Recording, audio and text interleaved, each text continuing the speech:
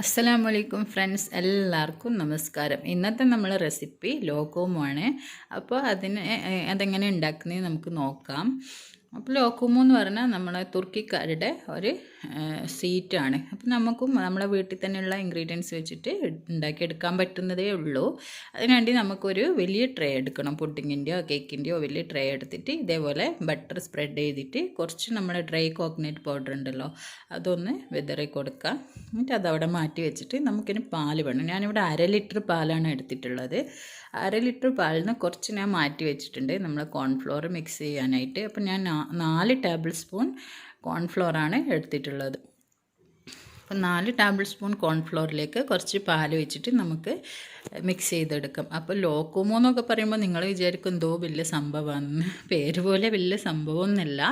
നമുക്ക് പെട്ടെന്ന് എന്ന് പറഞ്ഞാൽ നമ്മളെ വീട്ടിലുള്ള ഇൻഗ്രീഡിയൻസ് ഒക്കെ വെച്ചിട്ട് നമുക്ക് വേഗം ഉണ്ടാക്കിയെടുക്കാൻ പറ്റുന്ന നല്ലൊരു സ്വീറ്റാണ്, നമ്മളെ പുഡിങ്ങൊക്കെ പോലെ. അതിന് നമുക്ക് ഈ പാലിലേക്ക് 1/2 കപ്പ് പഞ്ചസാര ഞാൻ ചേർത്ത് കൊടുക്കുന്നുണ്ട്. അതിൻ്റെ കൂടെ ഒരു 2 സ്പൂണ് മിൽക്ക് മെയ്ഡും കൂടി ചേർത്ത് കൊടുക്കുന്നുണ്ട്. അപ്പോൾ പഞ്ചസാരയും മിൽക്ക് മെയ്ഡും ഒക്കെ നിങ്ങളെ ഇഷ്ടത്തിനനുസരിച്ച് ചേർത്ത് കൊടുക്കുക. അപ്പോൾ മധുരം കുറച്ചധികം വേണമെന്നുള്ളവർക്ക് കുറച്ചുകൂടി വേണമെന്നുള്ളവർക്ക് കുറച്ചുകൂടി ഇട്ട് കൊടുക്കാം. എനിക്കിപ്പോൾ ഇത്രയും മധുരം മതി.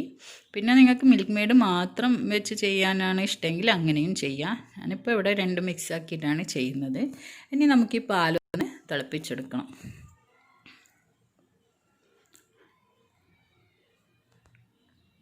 അപ്പോൾ ഇപ്പം ഇത് ഇങ്ങനെയാണ് ഉണ്ടാക്കാമെന്ന് വിചാരിച്ച് ആരും നിൽക്കണ്ട. ഇപ്പം കോൺഫ്ലവറും ക്രീമും വിപ്പിംഗ് ക്രീമും ഇല്ലാത്ത വീടുകളൊന്നും ഉണ്ടാവില്ല. കാരണം എല്ലാവരും കേക്കൊക്കെ വീട്ടിൽ നിന്ന് തന്നെ ഉണ്ടാക്കുന്നല്ലേ. അവരുടെ അടുത്തൊക്കെ എന്തായാലും ഇതൊക്കെ ഉണ്ടാവും. അതുകൊണ്ട് നിങ്ങളെല്ലാവരും തീർച്ചയായും ഉണ്ടാക്കി നോക്കണം. അപ്പം നമ്മളെ പാല് തിളച്ച് വന്നിട്ടുണ്ട്. ഇനി അതിലേക്ക് നമുക്ക് കോൺഫ്ലവറിൻ്റെ മിക്സ് ഒന്ന് ഒഴിച്ചു കൊടുക്കാം.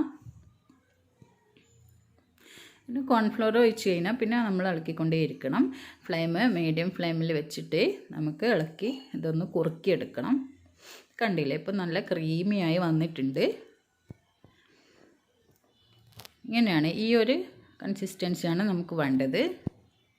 ഇപ്പോൾ നമ്മൾ ഇത് ആയിട്ടുണ്ട്, ലോക്കുമു ആയിട്ടുണ്ട്. നമ്മൾ നേരത്തെ തയ്യാറാക്കി വെച്ചിരിക്കുന്ന ട്രേയിലേക്ക് നമുക്കിതൊന്ന് ഒഴിച്ചു കൊടുക്കാം.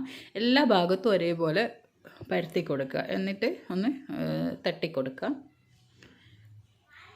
നമുക്കിത് നല്ല ഒരു നേരിയ ലെയറായിട്ടാണ് കിട്ടേണ്ടത്. അപ്പോൾ അതുകൊണ്ടാണ് ഒരു വലിയ ട്രേ തന്നെ എടുക്കാൻ പറയുന്നത്. അപ്പോൾ നിങ്ങളുടെ അടുത്ത് ഒരു സ്ക്വയർ ഷേപ്പിലുള്ള ട്രേ ഉണ്ടെങ്കിൽ അതായിരിക്കും ഏറ്റവും നല്ലത്. ഇനി നമുക്കിത് ഫ്രിഡ്ജിൽ വെച്ചിട്ട് 2 മണിക്കൂറൊന്ന് സെറ്റ് ചെയ്യണം.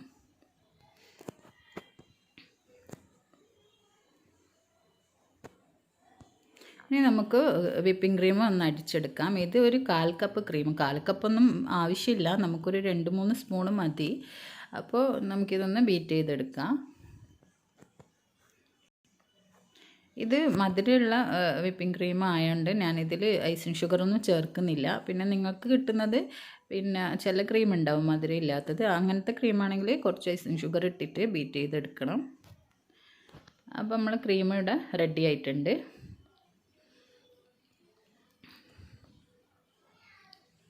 നമ്മൾ ലോക്കുമോ ഇവിടെ റെഡി ആയിട്ടുണ്ട്. ഞാൻ ഇതിൻ്റെ മേലെ കുറച്ച് ബദാം കൃഷി ചെയ്തിട്ട് ഇട്ട് കൊടുത്തിട്ടുണ്ട്. ഇനി നമുക്കിതിൻ്റെ മേലയിൽ ഒരു 2-3 സ്പൂണ് വിപ്പിംഗ് ക്രീം ഇട്ടിട്ട് ഒന്ന് സ്പ്രെഡ് ചെയ്യാം.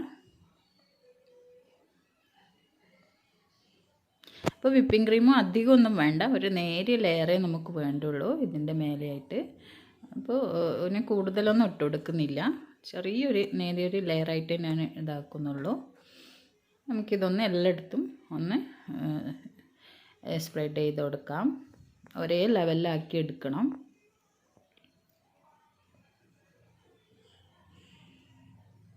എന്തായാലും കുട്ടികൾക്കൊക്കെ ഇഷ്ടപ്പെടും. നിങ്ങൾ എന്തായാലും ട്രൈ ചെയ്ത് നോക്കണം.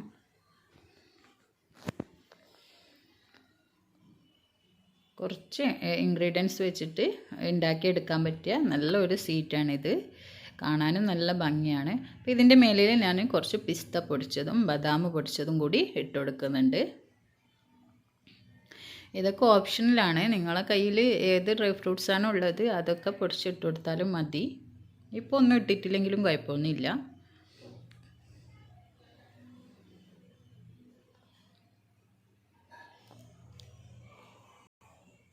അപ്പോൾ ഇത്രയേ ഉള്ളൂ പണി. ഇനി നമുക്ക് വേണമെന്നുണ്ടെങ്കിൽ ഫ്രിഡ്ജിൽ കുറച്ച് സമയം കൂടി വെക്കാം.